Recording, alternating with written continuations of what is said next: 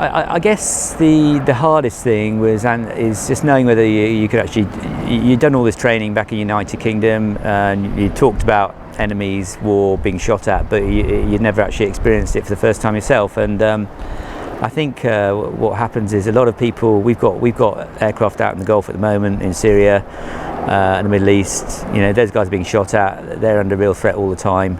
And I don't think the general public really appreciate what our armed forces actually go and do day to day for us in order to keep world peace or try and maintain some sort of civilized peace. But yeah, I've got a few stories. I think if I'm honest with myself, one of my biggest fears was possibly knowing whether I could actually strap into this jet with 5,000-pound bombs and take off and go and do what we've been asked to do, because until you've actually done it, you don't really know how you're going to feel about it. You can train all you like, but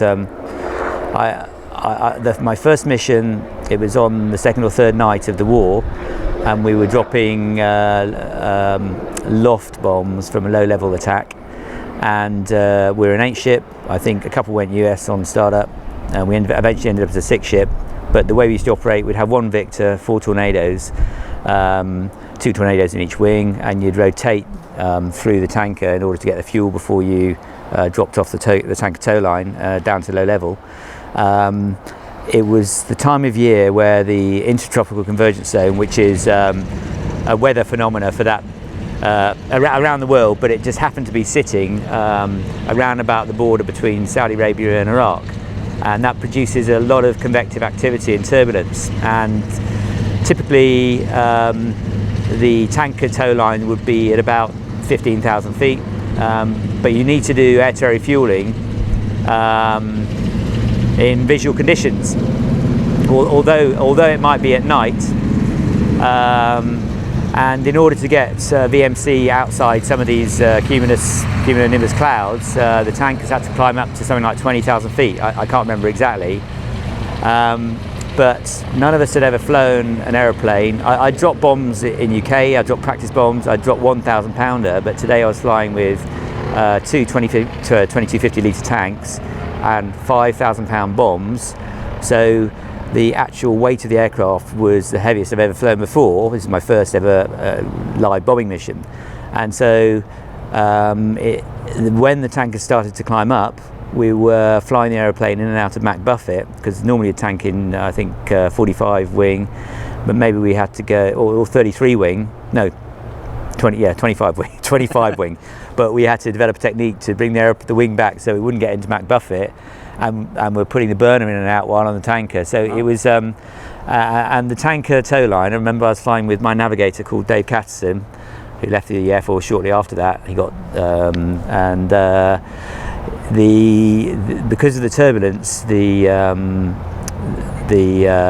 hose pipe coming out the back of the Victor was just whipping up and down like somebody with a Indiana Jones. Indiana Jones, okay, with a whip, and you sort of see the films with people with beads of sweat coming off their forehead and stuff like that, chewing gum. Well, I wasn't chewing gum, but I'm sure I had those beads of sweat. And my navigators, they're fairly helpless in the back there, except give you words of encouragement, saying, "Go on, Rich, you can do it, you can do it." And it was a question of the air-to-air refueling technique on the Tornado. You would never try and chase the basket because it used to hit the bow wave, and you never get close to it. You have to sort of stand back and just drive in. And with the hose going up and down, you just pick a moment, give it a go, drive in, it would miss, come back, give it a go. And I think the biggest fear was actually not being able to get the fuel, and then not be able to do what you'd asked to be done, and then go home. And yeah, I think the pressure was on, not necessarily going to do the job, but well, what if I went home because I couldn't get the fuel on? People might say, that's a bit strange. But after that, things got even worse. After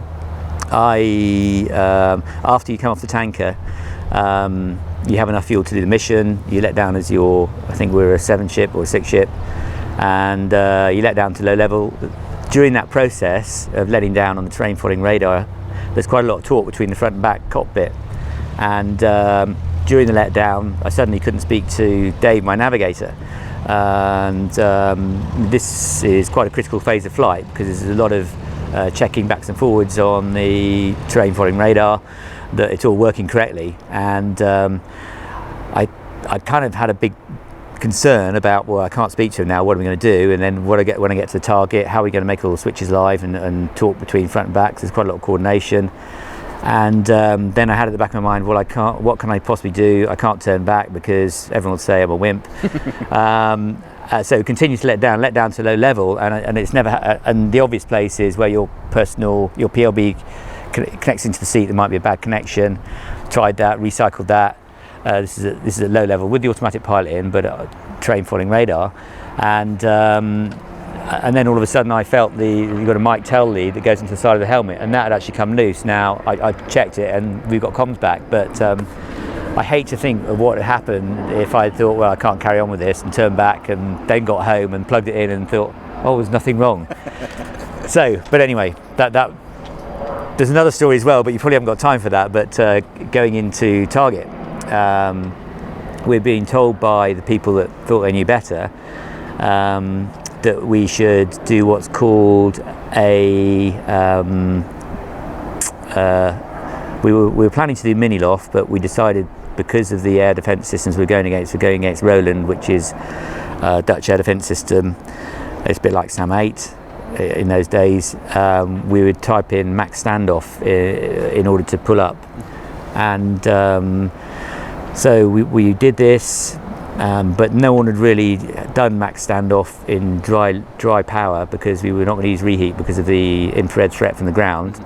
So we pulled up at max standoff, now with an extra 2.5 tons of bombs on, which we all had, and we'd never done it in training. Normally you get bomb release about 19 degrees nose up. We pulled, I kept pulling. You follow a dot in the head-up display, commit the attack, and nothing happened. So we continued to hold the climb at maybe 22, 23 degrees nose up, and eventually the bombs thought, right, I've got enough energy now to get to the target.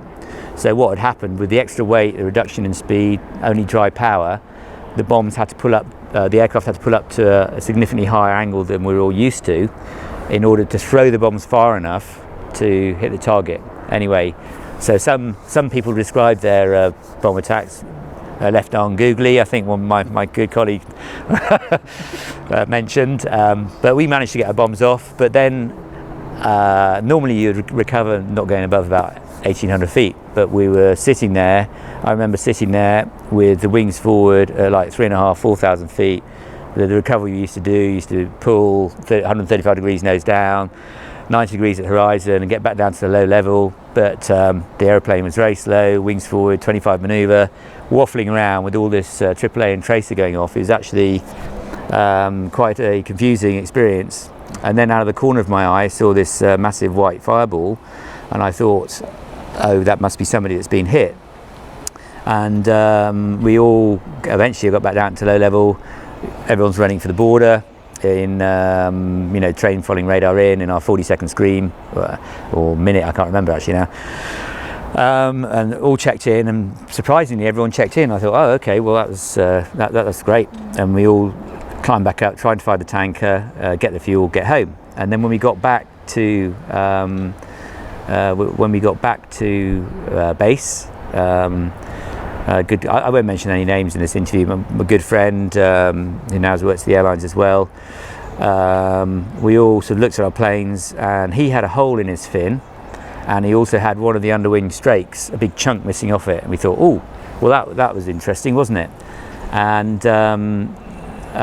basically we thought it was AAA at the time, until possibly 4 or 5 days later in the war, when we lost another couple of tornadoes. My friend had a bomb that went off under the aircraft, blew one of his engines literally out of the aeroplane, and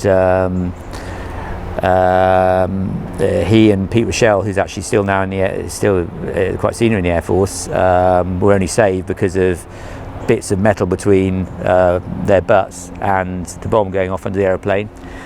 And unfortunately we lost one tornado as well, and the crew were captured. That subsequently transpired to be misprogramming of the free-fall bombs that we were dropping. They'd been set, the arming function timers had been set for a time that would only give them about 3 or 4 seconds separation from the aircraft. Without going into a great deal of detail, it means that they were armed as soon as they left the aircraft. And what had happened when we look back on our first mission, that's obviously what had happened. It wasn't AAA, it wasn't bullet holes. There was a lot of AAA, but my colleague who had released his bombs, the sticker 5 had gone off, and they would have interfered with each other, and the rate and self-detonated basically. And that's what the white fireball that I saw was. But none of us really realised what it was until later in the war, when we realised that there was a programming error on the bomb fuses. But that's what happens in war, and these bomb fuses were pushed into service quicker than they usually would have been. And it's like yeah, you've got to adapt to a changing situation, and sometimes there's a few issues. So Rich, how long did you spend on Tornadoes, and did you enjoy your time on them? I owe everything in my life in terms of flying to what the Air Force gave to me in terms of training me. I think I've probably been a bit of a waster unless they'd taken hold of me, given me some officer training, and then taught me some flying skills. And I did about 4.5 years on the Tornado, 1,000 hours before I left. One of the highlights before I left, because my father was in the Air Force, the boss kindly said, "Yeah, you can take your dad flying." So that must have been cool. That was pretty cool. And he used to be based in Germany in the Hunter. So yeah, we took off, took some bombs, flew over the dams, went up to I can't remember, one of the airfields he used to be based at. Flying the Hunter up in Nordhorn, went to the Nordhorn Ranges, dropped some bombs, and then up to Vliehorst, did a GCA at one of the Dutch airfields where he used to be based. And yeah, that was a real thrill for both of us, actually. Something you'll never forget. I'll never forget, no.